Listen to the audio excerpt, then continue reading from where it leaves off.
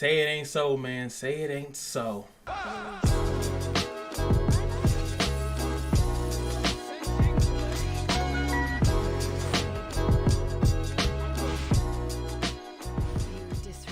Okay. Okay. By the time I'm recording this, it is, as you guys can see, oh, actually you can't see, it's 8:46 p.m. This news was dropped, whatever this time says, that's when it was dropped. Matter of fact, let's, Biggie side, okay, that's too big, that's way too big. Okay, back it up one time. All right, so there we go. So this is interesting. This is very interesting. So what happened here is that they decided to change Cerise after, once again, you say one thing and then you do another. Now this is obviously not bait and switch because you might consider it. The only way it's bait and switch is if people preemptively bought anything to get the character. Like they saw how she was, thought she was amazing, bought some stuff, and it's like, actually she's not going to be like that at all. So you know that might not be neither here nor there. They're trying to be on top of it. Now of course the title of this video is probably not going to be popular, because I'm just gonna say she's trash, because I think it's funny. It's just funny to me. They automatically think that the character's trash, because so many people do that. If something gets nerfed, they think it's trash. But we're gonna go over it now, and then we'll actually make a informed decision. Or people will just say, I don't know what the fuck I'm talking about regardless. So it's whatever. All right, so first thing that we're gonna go over is the Luminous Explosion. Now, as you guys remember, this is the S2. Actually, it'd be really good to get the video up at the same time. Oh my god. So I'm trying to look through the video where you can actually see her skills and stuff like that. They took it out. This used to be a 4-minute video, if you guys remember. You can see it. They actually took it out. That's actually, I mean, it makes sense. They just changed the skill and they don't want anyone complaining about it. I didn't know that they actually took it out. This is kind of smart. So I guess we can't use it, but they do say the before and after, but I kind of wanted to see the move that it's correlating to, because it doesn't say S1 or S2. I just wanted what we like to call consistency. So I'm assuming, if I remember, that this is the S2, the Luminous Explosion, because the S1 did some other random thing, gave her combat readiness or something like that. This was gave it 2, but this is the 50, so this was the S2. Now before, it would stun and then decrease their combat readiness by 30%. Now this time it doesn't do that. It will stun and it will give you 50% combat readiness. Now this is really good because you stun a target, so it pretty much effectively is going to lose a turn, and then you push it back a little bit and then you give yourself a combat readiness boost. So I remember before I said, hey, you can possibly use this first if you wanted to stun a priority target. You can S2 them in the beginning, but now it's like you could stun them, but they're still, if they're gonna go, and then they're about to take their turn anyway. So especially if it's like someone that's very fast, and then we'll go into that later when we go to the Froststorm, which is the S3 if I remember correctly. This is the thing that puts restrict. This is a buff to the character, kinda. So what they did is that they switched the decrease speed and the restrict that is not restricting decrease speed. The reason why is just because, I don't know if you guys are aware of this, that when debuffs go on characters, they go in a specific order. So the way that this was working before is restrict, then decrease speed. So when a character like Elena was cleansing, she would always cleanse the restrict first before cleansing the decrease speed. That's pretty much that's it. So they switched it, so now the decrease speed gets removed first and then the restrict. This is the cleanse, like Wondrous Potion. That's another thing that, it will target the decrease speed instead. So that's kind of a buff. That's technically a buff because it does help. It's not the biggest help, but then it's like, Now this is what everyone's debate is about, is the restrict. They changed the restrict. Now, not only does it work on increase, but it works on decreasing combat readiness. Now what this means is that character cannot be further screwed over by turn manipulation. And they do say in here, and I'm just gonna read it really quickly. Here it is. Through the use of her new debuff restrict, Cerise was designed as an effective countermeasure against enemies with skills that increase combat readiness. We know that it's not just skills, also artifacts would have worked well with this as well. However, we have confirmed that after additional decreases to combat readiness were inflicted upon enemy heroes afflicted with restrict debuff, it became very hard for those heroes to have a turn to act. Therefore, we have removed the combat readiness decrease effect on this skill and changed restrict so that heroes who are restricted cannot be affected by further skills decreasing increase in their combat readiness. Now, a lot of people have been talking about like this kind of screws are up also for PvE, because that is a strategy. I always hate bringing up Summoner's War, but Summoner's War, that was a strategy like to constantly use combat readiness decreasing to like, or you know, pushing, like keep a character from not going at all. They just can't go. They literally just keep getting pushed back and back, and you know, for all eternity. Would that have been broken? Now they said that they tested this, but it's kind of weird. Like at what point, when like they just dropped the character, well they're going to drop the character. They didn't just drop it, they just released the information of the character. At one point before that, did they not see like, oh, you know, if they just keep doing that this might become very problematic? I don't know. So it makes it seem as though, I feel like it's not as much as that, you know, they confirmed it. I feel as though maybe people were kind of saying that this might be too broken, and I feel like this is knee-jerk. I do feel like this nerfs her significantly, because that would have been a cool strategy. Remember, the S3 is an AoE attack, so it would have been a cool strategy to S3 a whole team. They can't be sped up. It's not like they missed their turn. Remember, this S3 does not like stun them or anything of that nature. It slows them down, and it makes it that they can't get any random boost or anything like that. It doesn't stun them. They are slowed because it's 100% chance to the speed and the restrict, so they will be technically slower. Now, does that not mean you just can't run a cleanser at that point? A cleanser still takes all these debuffs away. A slower team comp would do pretty good against this, because if you surrender the first turn, pretty much you're saying, you know, I see a Cerise, I'm not gonna go first. I do this all the time on my own account. I just say, hey, I'm not getting first turn. I'm gonna pick bulky units, and we're just gonna sit here and chill. Like Fighter Maya, for example, I'm just gonna chill. I'm just gonna sit here and I'm gonna take all your hits.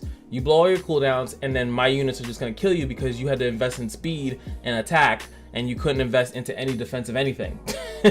And also, what this is kind of annoying about this, she was still countered by effective resistance. Even though this has 100% max, you could have effective resistance and it still might not land. In that regard, it kind of seemed like, well, there was already a way to get around it. There was already a way to make sure that you didn't get the restrict debuff in general. And this is the same kind of thing that even with Alencia kind of dealt with. It's like, well, you know, something has to happen first in order for your great aspect of yourself to do anything. And also on top of that, they did take this out too. Her ability to really lock someone down. I would have understood maybe having one or the other. So like now she can't even really push them back because she lost this under S2, and then on top of that she also lost the ability to use it on that target anyway. So even if they did this and then she couldn't S2 that character to decrease their combat readiness, that would have been fine in my opinion as well. So maybe she doesn't do that on the character that has a restrict, she does it on one of the characters that resisted it to try to stun them and blow back their combat readiness. To do both at the same time just seems like a very heavy nerf, and I think that this small buff that she got here is not really too much. It's not really equaling it out, if I'm being honest here. Do I think she's trash? The title might say so, but no, it's still a good debuff. It makes her less unique. Before, you had the possibility of possibly running like a all combat readiness decrease kind of team, or a bunch of characters that did that and ran a team comp in which your opponent doesn't even get to go. And in my opinion, the game doesn't have anything like that. They have the speed comp, they have some like bruiser comps and things of that nature, but that would have been cool, where you could have actually controlled the fight for the whole time. Because guess what? If those things get resisted, you probably just end up dying.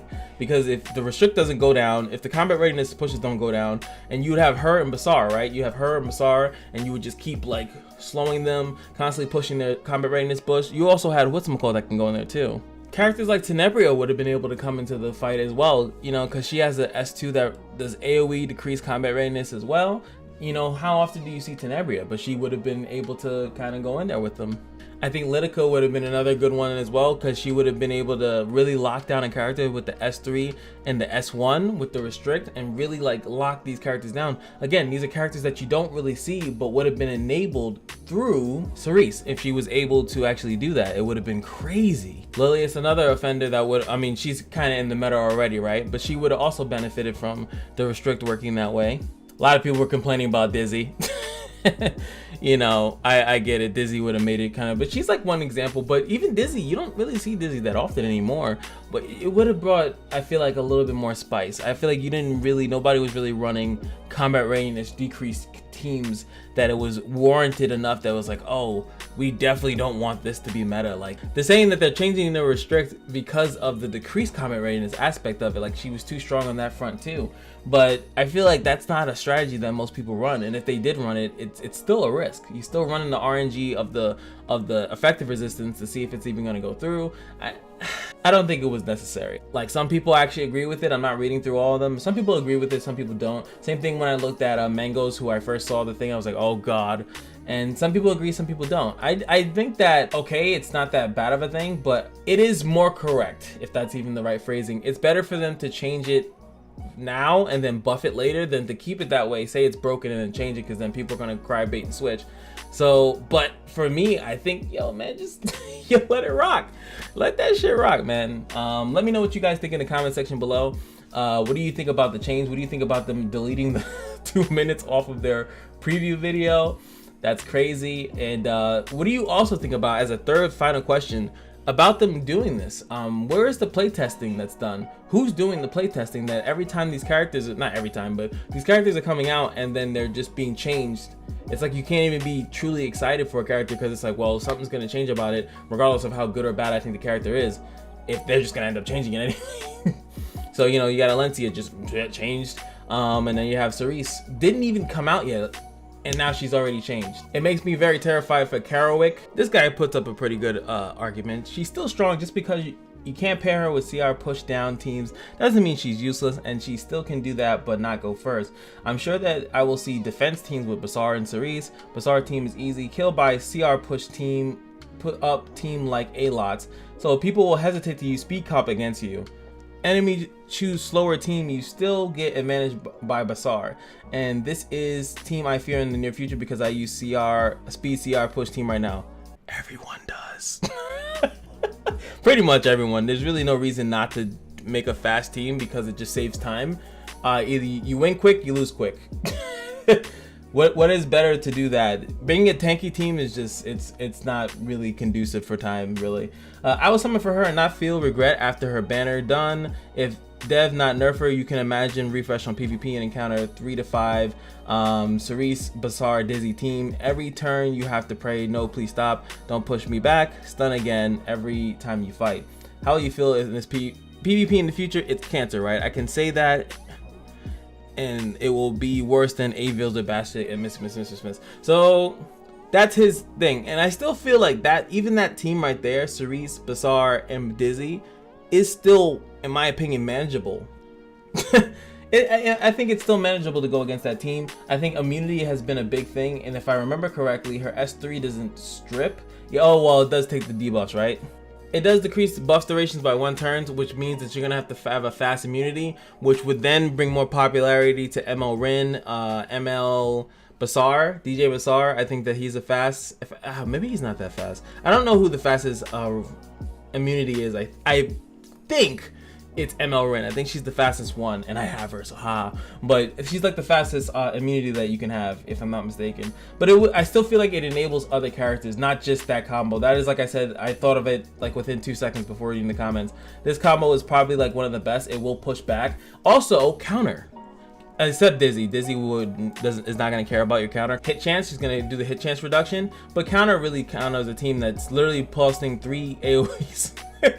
Chucking 3 AoEs on defense auto right at you from the beginning. It's not as clear cut, and like I said again, effect resistance. You guys know that. Let me just show you real quick. Shamana staff just got buffed. Increases effective resistance of all allies by 20%, and increases the healing that they're going to receive as well. So I feel like this team, though it looks crazy, I say Elena with this probably counters that really strongly. Well, obviously if she has that, then she doesn't get the Mega Harris tone boost, but you know, you can have it. I might run all Soul Weavers against this. That Idol's Cheer. But I think it would have changed the meta, because right now no one's really worrying about debuffs to that degree. They were just trying not to get outsped.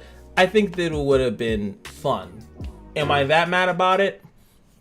No, not really. Am I still going to summon for her? Of course. She's a limited unit. She's one of the units that I liked. I didn't think that she was going to be a unit. I think she's still very interesting, and I'm curious to see how well she does regardless of how her restrict works. I'm just curious to see how it's going to work. Let me know what you guys think. Again, for the 5th time.